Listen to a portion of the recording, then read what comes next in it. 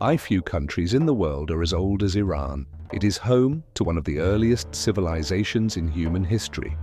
Despite countless foreign invasions, from Mongols, Greeks and Arabs, Iran has preserved its language, its poetry, and an identity that simply cannot be broken. Empires rose around it.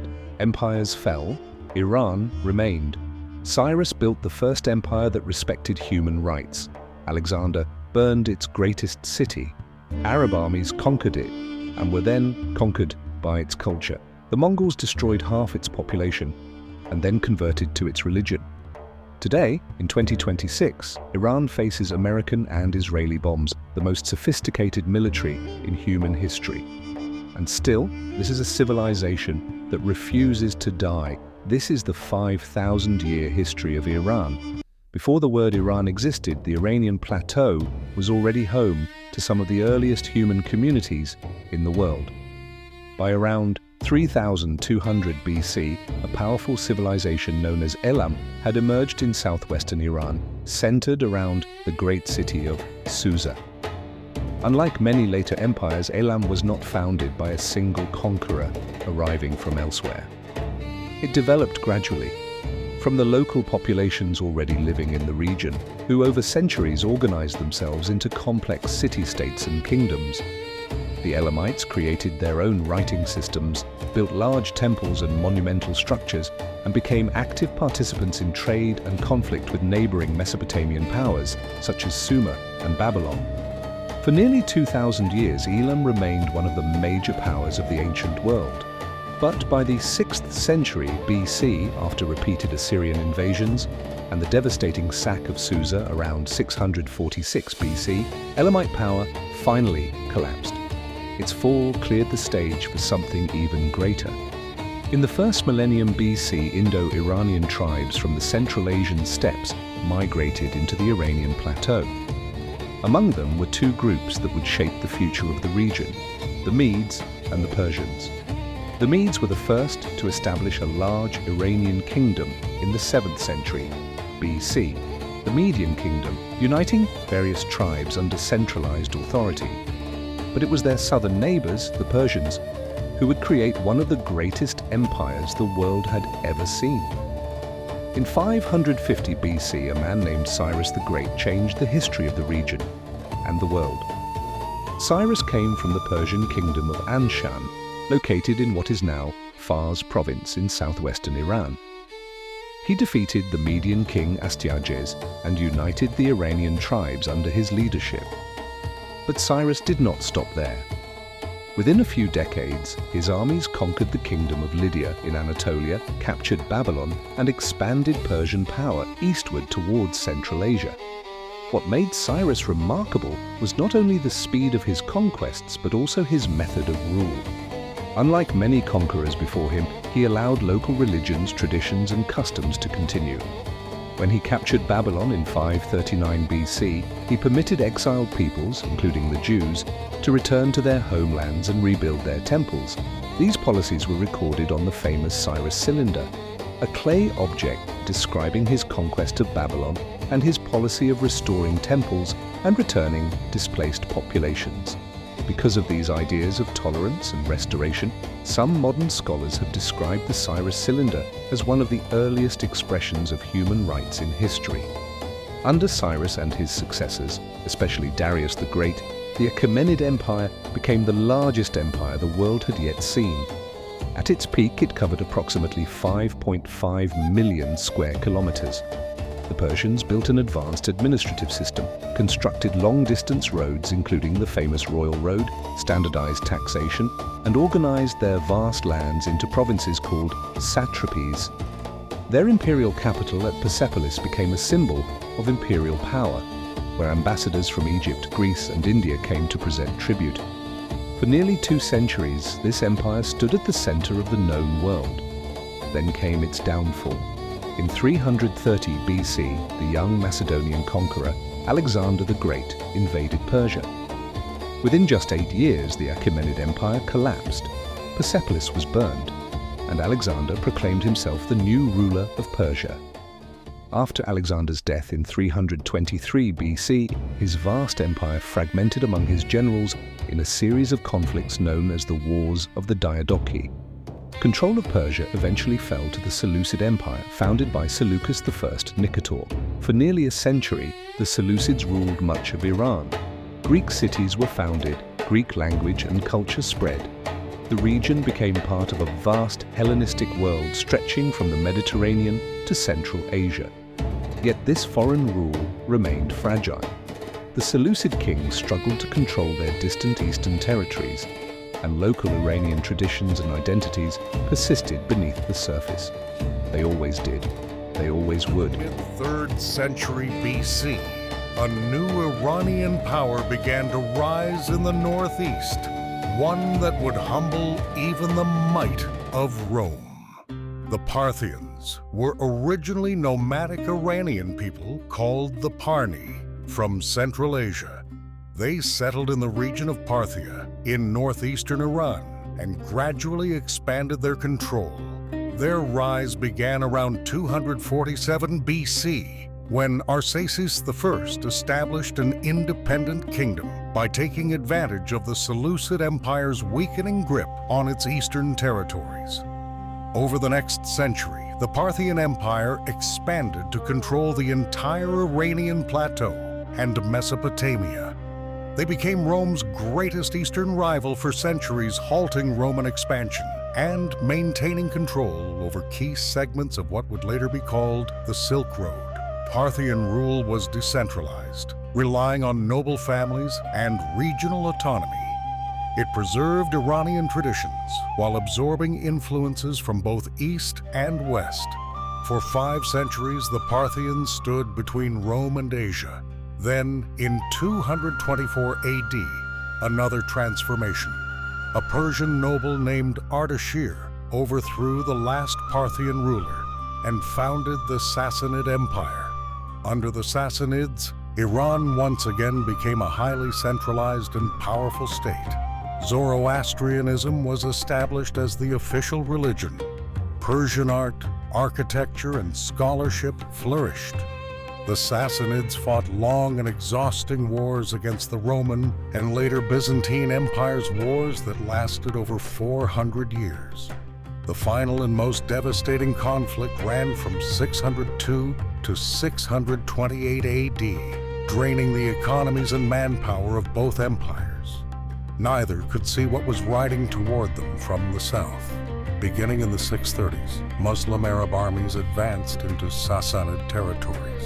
In the decisive battles of Qadisiyah and Nahavand, the Persian army was defeated. The last Sassanid king, Yazdegerd III, fled east and was executed in 651 AD, marking the end of the empire. With the fall of the Sassanid Empire, Iran gradually became part of the expanding Islamic world. Islam slowly spread across the region, transforming its religious landscape. Yet even under Arab rule, Persian culture endured. The Persian language was revived in a new form, written in Arabic script. Iranian scholars, poets, and scientists played a central role in what historians call the Islamic Golden Age, producing works in mathematics, astronomy, medicine, and poetry that shaped the entire medieval world. Figures like Avicenna, Al-Biruni, and the poet Ferdowsi, whose Shahnameh epic preserved the Persian language and mythology, ensured that Iran's soul survived its political conquest. Iran had been conquered by the Arabs, but Persian civilization slowly conquered its conquerors. Over the following centuries, various dynasties ruled Iran, the most important of which were the Seljuks. The Seljuks were a Turkic dynasty from the Central Asian steppes who converted to Islam. They rose to power in the 11th century, and although the ruling elite were Turkic, they adopted many aspects of Persian culture and governance. Persian became the language of administration, literature, and scholarship across their empire. But stability did not last. In the early 13th century, the Mongols emerged from the east. Beginning in the 1220s, Mongol forces swept across Central Asia and into Iran, with devastating speed destroying entire cities and causing massive loss of life. Some estimates suggest Iran lost half its population. Yet even this catastrophe did not permanently break Iran's cultural continuity. By the mid-13th century, Hulagu Khan established the Ilkhanate in the region. Over time, the Mongol rulers gradually adopted the traditions of the lands they governed. Many converted to Islam, embraced Persian administrative systems, and supported Persian scholars and artists. After the Ilkhanate collapsed, Timur Tamerlane swept through again with more destruction. But his successors, the Timurids, became great patrons of Persian art, literature, and architecture. Cities like Samarkand and Herat flourished as major centers of Persian civilization. Iran absorbed everything, and each time it came back. Then, in 1501, a turning point reshaped Iran's identity permanently. A young leader named Shah Ismail I founded the Safavid Empire. Ismail immediately declared Twelver Shia Islam the official religion of the state. This decision distinguished Iran sharply from its largely Sunni neighbors, especially the powerful Ottoman Empire to the west. Even as Iranians adopted this new religious framework, they fiercely preserved their ancient cultural heritage. This dual identity, Persian in culture and Shia in religion, would become a defining feature of Iran that persists to this day. Under the Safavids, particularly during the reign of Shah Abbas I, Iran entered a period of cultural and economic revival. The capital city of Isfahan was transformed into one of the most magnificent cities of the early modern world, famous for its grand mosques, impressive public squares, and breathtaking blue tile architecture. In the late 18th century, the Qajar dynasty rose to power. By this time, powerful European empires were expanding their influence across Asia, the Russian Empire pushing south, the British seeking control of southern Iran to protect their interests in India. Although Iran was never formally colonized, it found itself trapped between competing foreign powers. And then came oil, and everything changed. The revolution of 1906, known as the Persian Constitutional Revolution, was ignited by foreign interference. The people forced the Shah to grant a constitution and create a national parliament. For the first time in Iran's long history, people hoped for a government limited by law rather than absolute monarchy. But it didn't happen. The rival empires of Britain and Russia feared a strong, independent Iran. With their backing, the Shah crushed the movement. This instability continued until 1925, when a former military officer named Reza Shah seized power and established the Pahlavi dynasty. He was determined to transform Iran into a modern state, building railways, strengthening the army, opening schools and universities. In 1935, he officially named the country Iran, meaning Land of the Aryans. During World War II, Reza Shah's sympathies toward Nazi Germany led to a British and Soviet invasion in 1941. He was forced to abdicate. His young son, Mohammad Reza Pahlavi, was placed on the throne. In 1951, Prime Minister Mohammad Mossadegh nationalized Iran's oil industry, taking control from the British-owned Anglo-Iranian Oil Company. Britain responded with sanctions.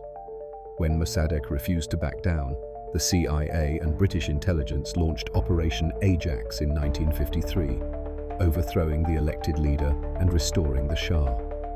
That wound never healed. By 1978, protests had turned into a nationwide uprising.